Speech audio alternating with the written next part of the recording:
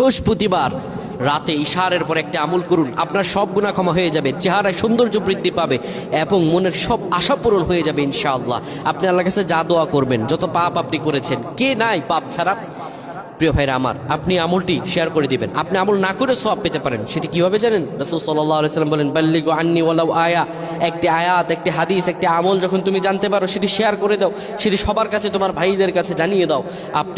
আপনি আমল না করে সওয়াব পাবেন। যদি আপনার একটি শেয়ারে অন্যজন আমল করে, তাহলে তার আমলের পার্সেন্টেজ থেকে আল্লাহ তাআলা আপনাকে সওয়াব দান করবেন। সুবহানাল্লাহ।